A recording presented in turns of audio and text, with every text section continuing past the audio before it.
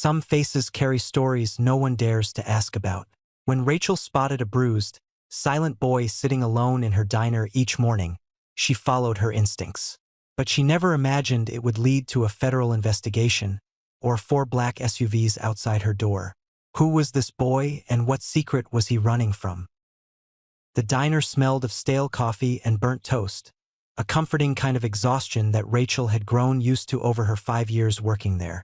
It wasn't much, just a squat brick building on the outskirts of town with cracked vinyl booths and flickering fluorescent lights, but it was hers for 8 hours a day. She knew every creak of its floorboards, every scratch on its countertops, and she knew most of the regulars by name, even if their stories often blended together like the steam rising from mismatched mugs. But then there was the boy. He first appeared one chilly October morning, slipping through the door just as the sun began to creep over the horizon. He was small for his age, maybe 12 or 13, with hollow cheeks and shoulders hunched as though trying to disappear into himself. His clothes were clean but ill-fitting, too big around the waist and frayed at the cuffs.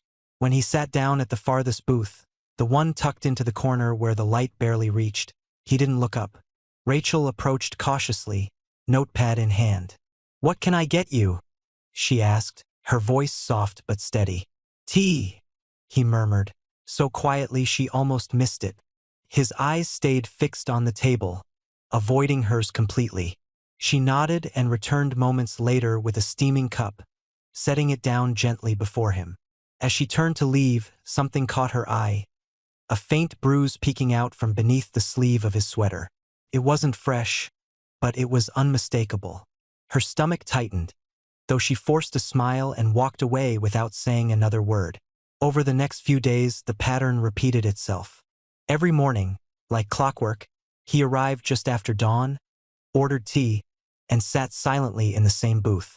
He never touched anything else on the menu, no matter how many times Rachel suggested pancakes or toast. And he always left cash on the table, exact change, folded neatly into quarters, as if ensuring he owed nothing to anyone. It wasn't until the 4th day that Rachel noticed something worse. While clearing his table after he'd left, she spotted crumbs scattered across the seat cushion. Someone had been eating here, hastily wiping away evidence before leaving. Hunger, she realized, drove people to desperate measures. But this boy, there was something more going on. Something darker. Her suspicions deepened when a gruff man sitting nearby made a snide comment about kids these days. "Always looking for handouts," he muttered loud enough for half the diner to hear. "Bet he'll be back tomorrow begging for scraps." Rachel bristled but said nothing. Instead, later that afternoon, she packed a sandwich and slid it onto the boy's table along with his usual tea. "Kitchen mistake," she whispered quickly, already retreating before he could protest. From the corner of her eye, she saw him hesitate, glancing around nervously before tucking the food into his backpack. The act became routine. Each day, Rachel found ways to sneak extra food onto his plate. A slice of bacon hidden under the napkin dispenser, a muffin wrapped discreetly in foil. Sometimes she caught glimpses of gratitude in his expression, fleeting flashes of relief that vanished as soon as they appeared. Other times he seemed wary, almost afraid, as though expecting someone to burst through the door and snatch the offerings away. 2 weeks passed this way, each morning blending into the next. Then one day he didn't show up. At first, Rachel told herself not to worry. Maybe he'd slept in, or he'd finally found somewhere better to eat. But as the hours dragged on and his booth remained empty, unease settled heavy in her chest. That evening, while cleaning up, she spotted something lying forgotten on the seat cushion. A small leather-bound diary. Her fingers trembled as she opened it, scanning the cramped handwriting inside. Phrases jumped out at her. "Wait for uncle. Don't trust the lady who knocks. Stay hidden." There were dates scribbled in the margins, reminders scrawled hastily across pages. Whoever this boy was, whatever he was running from, it was bigger than she'd imagined. And now he was gone. As Rachel closed the diary and slipped it into her apron pocket, a chill ran down her spine. She wondered if feeding him hadn't just been an act of kindness. It might have been an act of defiance against forces far beyond her understanding. The diary burned a hole in Rachel's pocket as she walked home that evening, its weight heavier than it had any right to be. She told herself she wouldn't read it. Not all of it, anyway. Just enough to understand who the boy was and why he'd vanished so suddenly. But once she sat down at her kitchen table, the worn leather cover practically begged to be opened again. She flipped through the pages slowly, her heart pounding with each new revelation. The entries were fragmented, disjointed, sometimes just a single sentence scrawled in haste. Others stretched across multiple pages, detailing plans for escape or warnings about people he referred to only by initials. Uncle appeared frequently, always accompanied by words like danger or don't trust. There were mentions of a woman who came to the house, a social worker perhaps, whom he described as both a threat and a potential lifeline. One passage stopped her cold. He watches me when I eat. I pretend not to see him, but I know what he wants. Mom said to wait for her signal, but I don't think she's coming back. If I can get to the diner again tomorrow, maybe I'll have another chance. Rachel's hands trembled as she turned the page. What kind of life had this boy been living? Who was watching him and why? The bruises on his arms took on a sinister meaning now, no longer just signs of neglect but evidence of something far worse. By the time she reached the last entry, her throat felt tight, as though the air itself had grown heavier. It was dated 2 days before he disappeared. They're on to me. I heard them talking last night. Uncle said if I try to leave again, he'll make sure no one finds me.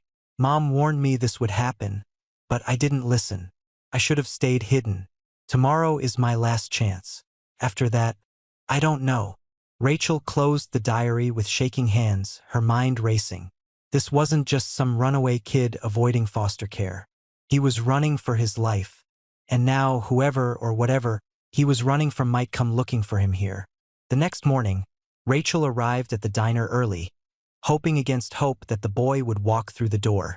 But as the hours ticked by and the booth remained empty, dread settled deep in her chest. Her boss, Carl, noticed her distraction almost immediately.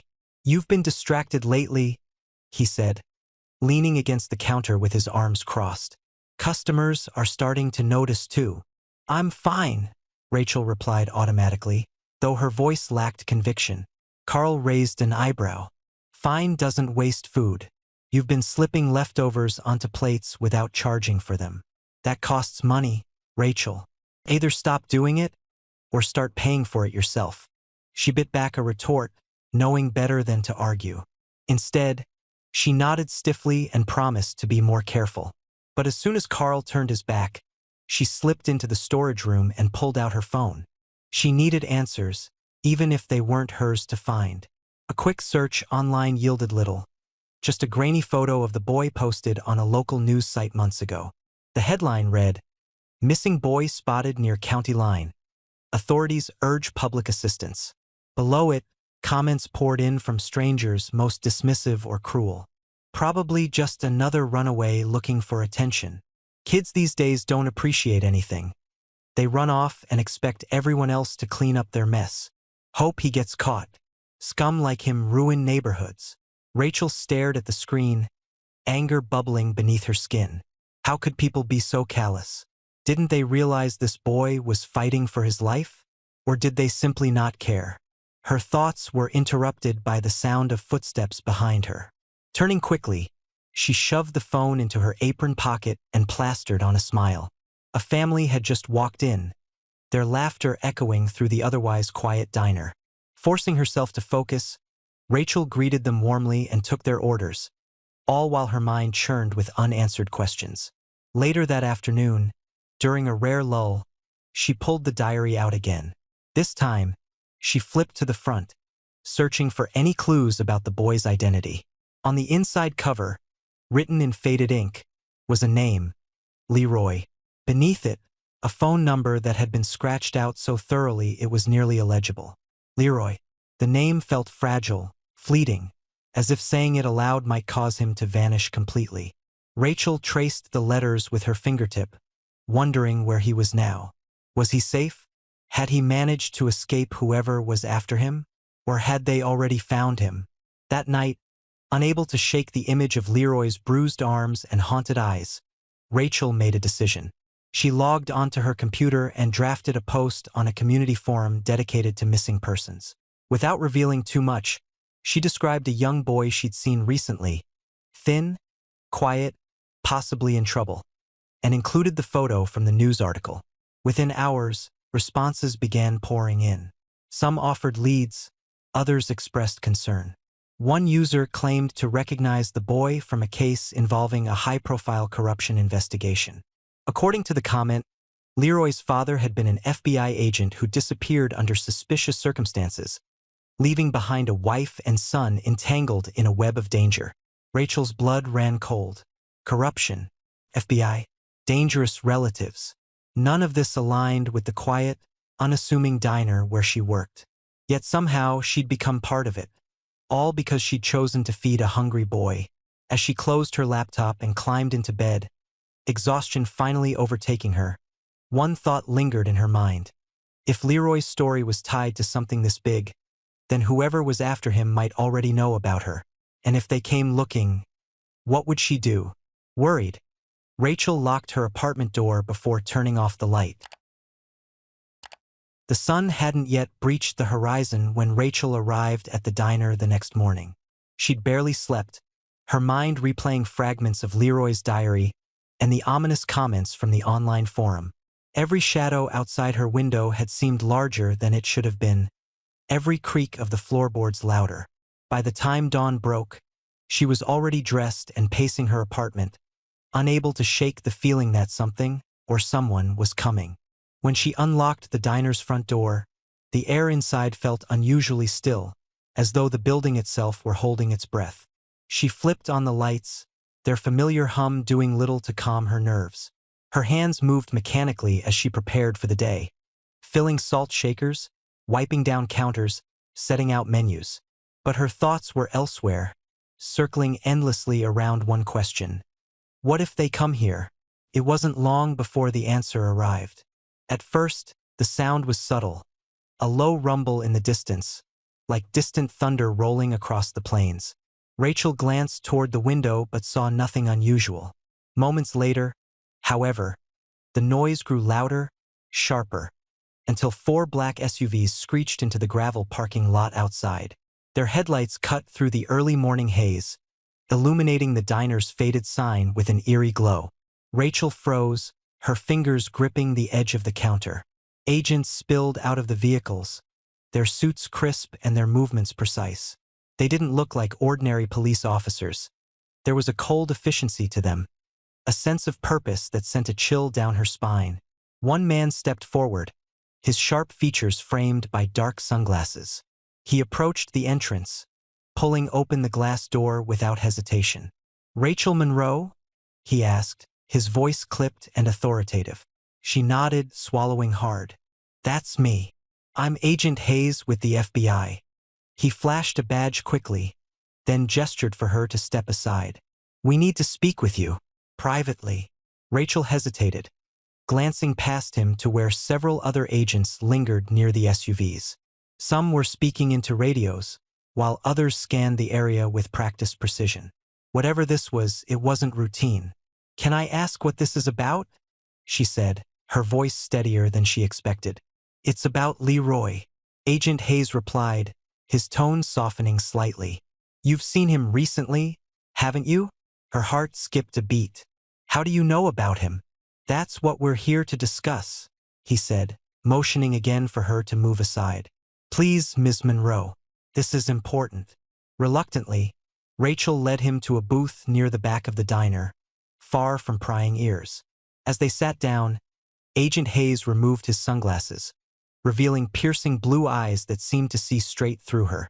"Leroy is the son of Agent Marcus Kane," he began, his words measured.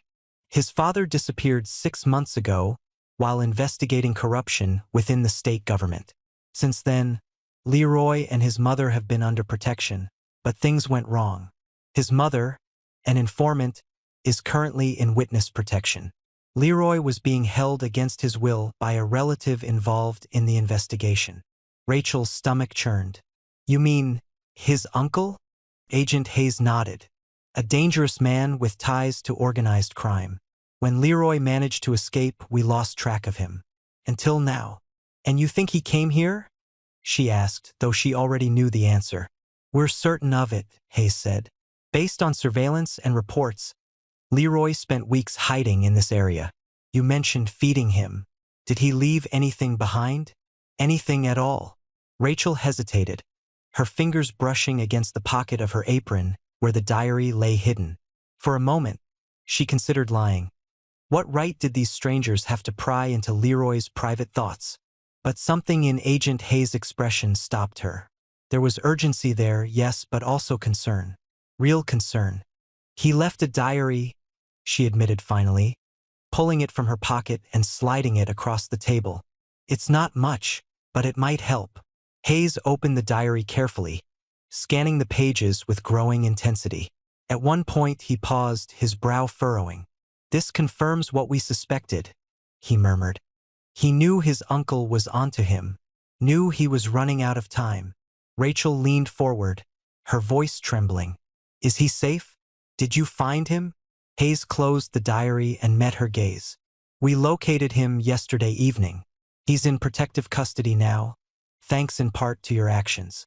You gave him enough strength and time to stay hidden until we could intervene. Relief washed over Rachel, though it was tinged with guilt. She thought of all the days Leroy had sat silently in her diner, starving and afraid, and wondered how many others like him existed, unseen and unheard. There's something else, Hayes added, his tone softer now. Before his disappearance, Agent Kane recorded a final message. In case something happened to him, he wanted certain people to know. He trailed off, pulling a folded piece of paper from his jacket. To know how grateful he was for their courage. Specifically, he mentioned you. Rachel took the note with shaking hands, unfolding it slowly. The handwriting was hurried but deliberate. If anything happens to me, please tell the woman at the diner that she saved my son when no one else could. Thank you for being brave enough to care. Tears blurred her vision as she read the words over and over. Brave. Was that what she'd been? Or had she simply followed her instincts, doing what felt right even when it scared her? Agent Hayes stood, tucking the diary into his briefcase. You've done more than you realize, Ms. Monroe. We'll take it from here. But rest assured, Leroy is safe now. Because of you. As the agents filed out of the diner, Rachel remained seated, the note clutched tightly in her hand. Outside, the SUVs roared to life, their taillights disappearing into the distance. The diner was silent once more, but the weight of what had just transpired lingered heavily in the air.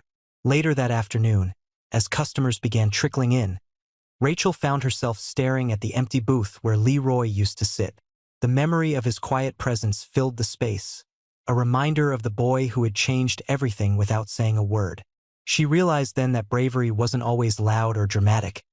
It could be as simple as leaving a plate of food on a table, trusting that it might make a difference. And sometimes it did. Weeks passed, and life at the diner returned to its usual rhythm, or so it seemed on the surface. The black SUVs were gone, the agents replaced by regular customers who came for coffee and pie, oblivious to the drama that had unfolded within those walls. But Rachel couldn't shake the feeling that something fundamental had shifted. Every morning, as she unlocked the door and flipped on the lights, her eyes drifted instinctively to the corner booth where Leroy used to sit. It was empty now, but his presence lingered like a ghost, haunting her in ways she hadn't anticipated. Then, one afternoon, an envelope arrived in the mail. There was no return address, only her name scrawled neatly across the front in block letters. Her heart raced as she tore it open, pulling out a single sheet of lined paper folded carefully inside. The handwriting was unmistakable, Leroy's cramped, uneven script, but the words themselves brought tears to her eyes. Dear Rachel, I don't know how to thank you. You probably think what you did wasn't much, but it meant everything to me. When I came to your diner, I didn't expect anyone to notice me. I didn't want them to, but you did. And because of that, I found the courage to keep going when I thought I couldn't anymore. They told me I'm safe now. My mom is too. We'll be starting over somewhere new. A place where no one knows our names or our story. Feels strange, like stepping into someone else's life instead of my own. But I think that's okay. Maybe we need a fresh start. You gave me more than food, Rachel. You gave me hope. You made me believe there were still good people in the world. People like you. If you ever wonder if what you do matters, it does. More than you'll ever know. Thank you for being my silent refuge. Leroy. Rachel read the letter 3 times before folding it back up, her hands trembling. She tucked it into her apron pocket, close to her heart, and went about her shift as though nothing had changed. But everything had changed. Leroy's words echoed in her mind long after she'd memorized each sentence, planting seeds of possibility she hadn't considered before. That evening, after closing up the diner, Rachel sat alone at one of the booths, staring at the note under the dim glow of the overhead light. She thought about all the other Leroys out there, the ones hiding in plain sight, afraid to ask for help, carrying burdens too heavy for their young shoulders. How many of them walked past unnoticed, dismissed as troublemakers or runaways? How many stories like his ended not with rescue, but with tragedy? An idea began to form, quiet at first but growing louder with each passing moment. What if the diner could become more than just a place to eat? What if it could be a haven, a refuge, for those who needed it most? The next day, Rachel approached Carl, her boss, during a rare lull between customers. "I've been thinking," she said, her voice steady despite the nerves fluttering in her chest. "What if we started doing something different here? Something bigger?" Carl raised an eyebrow, skeptical but intrigued. "Bigger how?